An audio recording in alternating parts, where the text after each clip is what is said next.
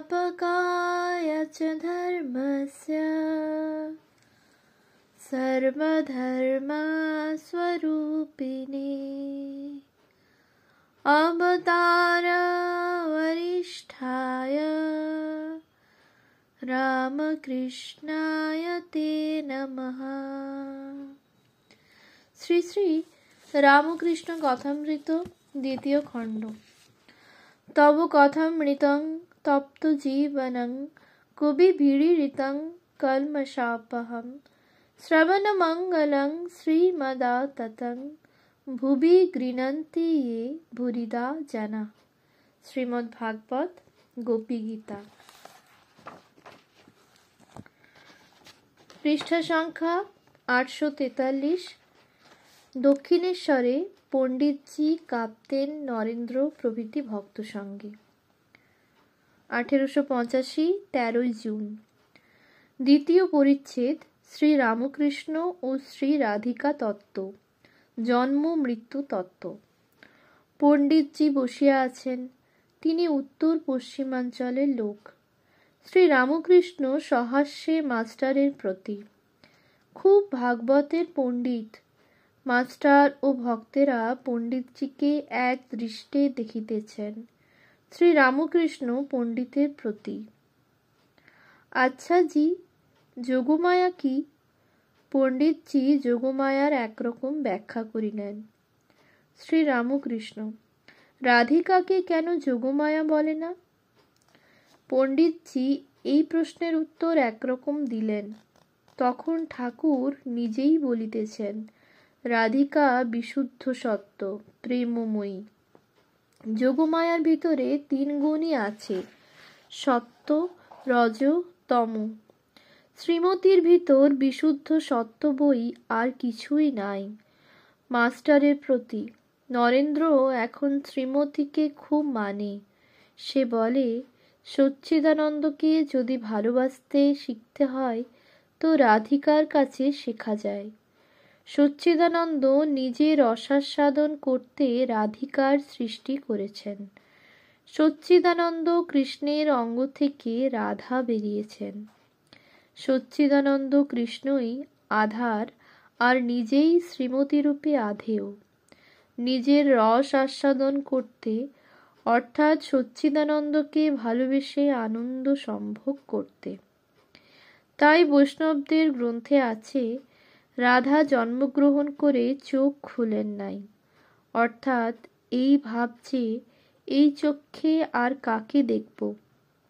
রাধিকাকে দেখতে যশোদা যখন কৃষ্ণকে কোলে করে এলেন, রাধিকাকে দেখতে যশোদা যখন কৃষ্ণকে কোলে করে গেলেন, তখন কৃষ্ণকে দেখবার জন্য রাধা চোখ খুললেন। কৃষ্ণ খেলার ছলে রাধার চোখে হাত দিচ্ছিলেন। আসামি বালকের প্রতি, এ কি দেখেছ? ছোট ছেলে চোখে হাত দেয়। সংসারী ব্যক্তি ও শুদ্ধাত্মা ছোকরার প্রভেদ। পণ্ডিতজি ঠাকুরের কাছে বিদায় লইতেছেন। পণ্ডিত, আমি বাড়ি যাচ্ছি। শ্রী রামকৃষ্ণ সস্নেহে, কিছু হাতে হয়েছে? পণ্ডিত, বাজার বড় মন্দা হ্যায়, রোজগার নেহি। পণ্ডিতজি কিয়ৎক্ষণ পরে ঠাকুরকে প্রণাম করিয়া বিদায় লইলেন। শ্রী রামকৃষ্ণ মাস্টারের প্রতি, দেখো, বিষয়ী আর ছোকরাদের কত তফাৎ। এই পণ্ডিত রাত দিন টাকা টাকা করছে। কলকাতায় এসেছে পেটের জন্য, তা না হলে বাড়ির সেগুলির পেট চলে না। তাই এর দ্বারে ওর দ্বারে যেতে হয়। মন একাগ্র করে ঈশ্বর চিন্তা করবে কখন? কিন্তু ছোকরাদের ভিতর কামিনী কাঞ্চন নাই। ইচ্ছা করলেই ঈশ্বরেতে মন দিতে পারে। ছোকরারা বিষয়ী সঙ্গ ভালোবাসবে না। রাখাল মাঝে মাঝে বলতো, বিষয়ী লোক আসতে দেখলে ভয় হয়। আমার যখন প্রথম এই অবস্থা হলো, তখন বিষয়ী লোক আসতে দেখলে ঘরের দরজা বন্ধ করতাম। পুত্রকন্যা বিয়োগ জন্য শোক ও শ্রীরামকৃষ্ণ। পূর্ব কথা। দেশে শ্রীরাম মল্লিককে অত ভালোবাসতাম, কিন্তু এখানে যখন এলো তখন ছুঁতে পারলাম না। শ্রীরামের সঙ্গে ছেলেবেলায় খুব প্রণয় ছিল। রাত দিন একসঙ্গে থাকতাম, একসঙ্গে শুয়ে থাকতাম। তখন 16-17 বৎসর বয়স। লোকে বলতো এদের ভিতর একজন মেয়ে মানুষ হলে দুজনের বিয়ে হতো। তাদের বাড়িতে দুজনে খেলা করতাম। তখনকার সব কথা মনে পড়ছে। তাদের কুটুম্বেরা পালকি চড়ে আসতো। বেয়ারাগুলো হিঞ্জোড়া হিঞ্জোড়া বলতে থাকতো। শ্রীরামকে দেখব বলে কতবার লোক পাঠিয়েছি। এখন চানকে দোকান করেছে। সেদিন এসেছিল, দুদিন এখানে ছিল। শ্রীরাম বললে ছেলেপিলে হয় নাই। ভাইপোটিকে মানুষ করছিলাম, সেটি মরে গেছে। বলতে বলতে শ্রীরাম দীর্ঘ নিঃশ্বাস ফেললে। চোখে জল এলো। ভাইপোর জন্য খুব শোক হয়েছে। আবার বললে ছেলে হয় নাই বলে স্ত্রীর যত স্নেহ ওই ভাইপোর উপর পড়েছিল, এখন সে শোকে অধীর হয়েছে। আমি তাকে বলি, খেপি, আর শোক করলে কি হবে, তুই কাশী যাবি? বলে খেপি একেবারে ডাইলিউট হয়ে গেছে। তাকে ছুঁতে পারলাম না। দেখলাম তাতে আর কিছু নাই। ঠাকুর শোক সম্বন্ধে এ সকল কথা বলিতেছেন। এদিকে ঘরের উত্তরের দরজার কাছে সেই শোকাতুরা ব্রাহ্মণীটি দাঁড়াইয়া আছেন। ব্রাহ্মণী বিধবা। তাহার একমাত্র কন্যার খুব বড় ঘরে বিবাহ হইয়াছিল। মেয়েটির স্বামী রাজা উপাধিধারী, কলিকাতা নিবাসী জমিদার। মেয়েটি যখন বাপের বাড়ি আসিতেন তখন সঙ্গে সেপাই শাস্ত্রী আসিত। মায়ের বুক যেন 10 হাত হইত। সেই একমাত্র কন্যা কয়দিন হইল ইহলোক ত্যাগ করিয়া গিয়াছে। ব্রাহ্মণী দাঁড়াইয়া ভাইপোর বিয়োগ জন্য শ্রীরাম মল্লিকের শোকের কথা শুনিলেন। তিনি কয়দিন ধরিয়া বাগবাজার হইতে পাগলের ন্যায় ছুটে ছুটে ঠাকুর শ্রীরামকৃষ্ণকে দর্শন করিতে আসিতেছেন। যদি কোনো উপায় হয়, যদি তিনি এই দুর্জয় শোক নিবারণের কোনো ব্যবস্থা করিতে পারেন। ঠাকুর আবার কথা কহিতেছেন শ্রীরামকৃষ্ণ ব্রাহ্মণী ও ভক্তদের প্রতি। একজন এসেছিল, খানিকক্ষণ বসে বলছে, চাই একবার ছেলের চাঁদ মুখটি দেখি গে। আমি আর থাকতে পারলাম না। বললাম, তবে রে শালা, ওঠ এখান থেকে। ঈশ্বরের চাঁদ মুখের চেয়ে ছেলের চাঁদ মুখ। জন্ম মৃত্যু তত্ত্ব, বাজিকরের ভেলকি, মাস্টারের প্রতি। কি জানো, ঈশ্বরই সত্য আর সব অনিত্য। জীব জগৎ, বাড়ি ঘর দ্বার, ছেলে পিলে এসব বাজিকরের ভেলকি। বাজিকর কাঠি দিয়ে বাজনা বাজাচ্ছে আর বলছে লাগ লাগ লাগ। ঢাকা খুলে দেখো কতকগুলো পাখি আকাশে উড়ে গেল। কিন্তু বাজিকরই সত্য আর সব অনিত্য। এই আছে এই নাই। কৈলাসে শিব বসে আছেন, নন্দী কাছে আছেন। এমন সময় একটা ভারী শব্দ হলো। নন্দী জিজ্ঞাসা করলে, ঠাকুর, এ কিসের শব্দ হলো? শিব বললেন, রাবণ জন্মগ্রহণ করলে তাই শব্দ। খানিক পরে আবার একটি ভয়ানক শব্দ হলো। নন্দী জিজ্ঞাসা করলে, এবার কিসের শব্দ? শিব হেসে বললেন, এবার রাবণ বধ হলো। জন্ম মৃত্যু এসব ভেলকির মতো। এই আছে এই নাই। ঈশ্বরই সত্য আর সব অনিত্য। জলই সত্য, জলের ভুড়ভুড়ি। এই আছে এই নাই। ভুড়ভুড়ি জলে মিশে যায়। যে জলে উৎপত্তি সেই জলেই লয়। ঈশ্বর যেন মহাসমুদ্র, জীবেরা যেন ভুড়ভুড়ি। তাতেই জন্ম, তাতেই লয়। ছেলে মেয়ে, যেমন একটা বড় ভুড়ভুড়ির সঙ্গে 5-6টা ছোট ভুড়ভুড়ি। ঈশ্বরই সত্য, তার উপরে কিরূপ ভক্তি হয়, তাকে কেমন করে লাভ করা যায়, এখন এই চেষ্টা করো। শোক করে কি হবে? সকলে চুপ করিয়া আছেন। ব্রাহ্মণী বলিলেন, তবে আমি আসি। শ্রীরামকৃষ্ণ ব্রাহ্মণের প্রতি সস্নেহী। তুমি এখন যাবে? বড় ধূপ। কেন, এদের সঙ্গে গাড়ি করে যাবে? আজ জ্যৈষ্ঠ মাসের সংক্রান্তি, বেলা প্রায় 3টা-4টা, ভারী গ্রীষ্ম। একটি ভক্ত ঠাকুরকে একখানি নূতন চন্দনের পাখা আনিয়া দিলেন।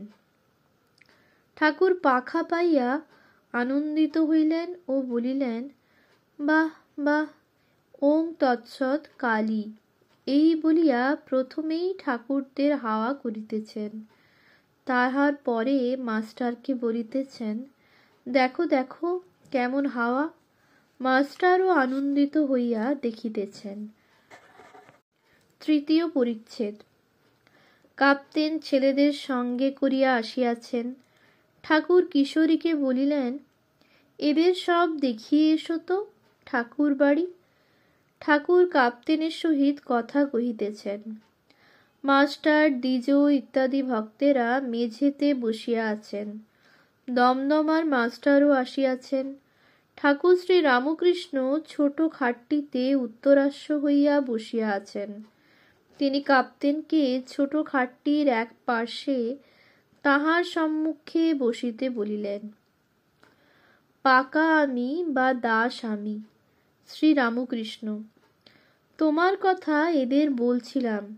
কত ভক্তি, কত পূজা, কত রকম আরতি। কাপ্তেন সলজ্জভাবে, আমি কি পূজা আরতি করব? আমি কি? শ্রীরামকৃষ্ণ, যে আমি কামিনী কাঞ্চনে আসক্ত, সেই আমিতেই দোষ। আমি ঈশ্বরের দাস, এ আমিতে দোষ নাই। আর বালকের আমি? বালক কোনো গুণের বশ নয়। এই ঝগড়া করছে, আবার ভাব। এই খেলাঘর করলে কত যত্ন করে, আবার তৎক্ষণাৎ ভেঙে ফেললে। দাস আমি, বালকের আমি, এতে কোনো দোষ নাই। এ আমি আমির মধ্যে নয়। যেমন মিছরি মিষ্টের মধ্যে নয়। অন্য মিষ্টতে অসুখ করে, কিন্তু মিছরিতে বরং অম্ল নাশ হয়। আর যেমন ওঙ্কার শব্দের মধ্যে নয়।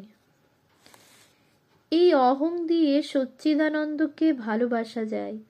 অহং তো যাবে না, তাই দাস আমি, ভক্তের আমি। তা না হলে মানুষ কি লয়ে থাকে? গোপীদের কি ভালোবাসা কাপ্তেনের প্রতি। তুমি গোপীদের কথা কিছু বলো, তুমি অত ভাগবত পড়ো। কাপ্তেন, যখন শ্রীকৃষ্ণ বৃন্দাবনে আছেন, কোনো ঐশ্বর্য নাই, তখনও গোপীরা তাকে প্রাণ অপেক্ষা ভালোবেসেছিলেন। তাই কৃষ্ণ বলেছিলেন, আমি তাদের ঋণ কেমন করে শুধব, যে গোপীরা আমার প্রতি সব সমর্পণ করেছে, দেহ, মন, চিত্ত। শ্রীরামকৃষ্ণ ভাবে বিভোর হইতেছেন। গোবিন্দ গোবিন্দ গোবিন্দ, এই কথা বলিতে বলিতে আবিষ্ট হইতেছেন। প্রায় বাহ্যশূন্য। কাপ্তেন সবিস্ময়ে বলিতেছেন, ধন্য ধন্য। কাপ্তেন ও সমবেত ভক্তগণ ঠাকুরের এই অদ্ভুত প্রেমাবস্থা দেখিতেছেন। যতক্ষণ না তিনি প্রকৃতিস্থ হন, ততক্ষণ তাহারা চুপ করিয়া এক দৃষ্টে দেখিতেছেন। শ্রীরামকৃষ্ণ, তারপর? কাপ্তেন, তিনি যোগীদিগের অগম্য, যোগীভিরগম্যম। আপনার ন্যায় যোগীদের অগম্য, কিন্তু গোপীদিগের গম্য। যোগীরা কত বৎসর যোগ করে যাকে পায় নাই, কিন্তু গোপীরা অনায়াসে তাকে পেয়েছে। শ্রীরামকৃষ্ণ সহাস্যে, গোপীদের কাছে খাওয়া, খেলা, কাঁদা, আবদার করা, এসব হয়েছে। শ্রীযুক্ত বঙ্কিম ও শ্রীকৃষ্ণ চরিত্র অবতারবাদ। একজন ভক্ত বলিলেন, শ্রীযুক্ত বঙ্কিম কৃষ্ণ চরিত্র লিখেছেন। শ্রীরামকৃষ্ণ: বঙ্কিম শ্রীকৃষ্ণ মানে, শ্রীমতী মানে না। কাপ্তেন: বুঝি লীলা মানেন না? শ্রীরামকৃষ্ণ: আবার বলে নাকি কামাদি, এসব দরকার। দমদম মাস্টার: নবজীবনে বঙ্কিম লিখেছেন, ধর্মের প্রয়োজন এই যে শারীরিক, মানসিক, আধ্যাত্মিক প্রভৃতি সব বৃত্তির স্ফূর্তি হয়। কাপ্তেন: কামাদি দরকার, তবে লীলা মানেন না। ঈশ্বর মানুষ হয়ে বৃন্দাবনে এসেছিলেন, রাধাকৃষ্ণ লীলা তা মানেন না? পূর্ণব্রহ্মের অবতার, শুধু পাণ্ডিত্য ও প্রত্যক্ষের প্রভেদ। মেয়ার, বুক লার্নিং অ্যান্ড রিয়েলাইজেশন। শ্রীরামকৃষ্ণ সহাস্যে: ওসব কথা যে খবরের কাগজে নাই, কেমন করে মানা যায়? একজন তার বন্ধুকে এসে বললে, ওহে, কাল ও পাড়া দিয়ে যাচ্ছি, এমন সময় দেখলাম সে বাড়িটা হুড়মুড় করে পড়ে গেল। বন্ধু বললে, দাঁড়াও হে, একবার খবরের কাগজখানা দেখি। এখন বাড়ি হুড়মুড় করে পড়ার কথা খবরের কাগজে কিছুই নাই। তখন সে ব্যক্তি বললে, কই, খবরের কাগজে তো কিছুই নাই। ওসব কাজের কথা নয়। সে লোকটা বললে, আমি যে দেখে এলাম। ও বললে, তা হোক, যে কালে খবরের কাগজে নাই, সেকালে ও কথা বিশ্বাস করলুম না। ঈশ্বর মানুষ হয়ে লীলা করেন, এ কথা কেমন করে বিশ্বাস করবে? এ কথা যে ওদের ইংরাজি লেখাপড়ার ভিতর নাই। পূর্ণ অবতার বোঝানো বড় শক্ত, কি বলো? 14 পোয়ার ভিতর অনন্ত আশা। কাপ্তেন: কৃষ্ণস্তু ভগবান স্বয়ং। বলবার সময় পূর্ণ ও অংশ বলতে হয়। শ্রীরামকৃষ্ণ: পূর্ণ ও অংশ যেমন অগ্নি ও তার স্ফুলিঙ্গ। অবতার ভক্তের জন্য, জ্ঞানীর জন্য নয়। অধ্যাত্ম রামায়ণে আছে, হে রাম, তুমিই ব্যাপ্য, তুমিই ব্যাপক। বাচ্য বাচক ভেদ না, ত্বমেব পরমেশ্বর। কাপ্তেন: বাচ্যবাচক অর্থাৎ ব্যাপ্য, ব্যাপক। শ্রীরামকৃষ্ণ: ব্যাপক অর্থাৎ যেমন ছোট একটি রূপ, যেমন অবতার মানুষ রূপ হয়েছেন। ওম শান্তি শান্তি শান্তি। হরি ওম তৎসৎ। শ্রীরামকৃষ্ণার্পণমস্তু। जय गुरु महाराज जी की जय। जय महामाई की जय। जय स्वामी जी महाराज।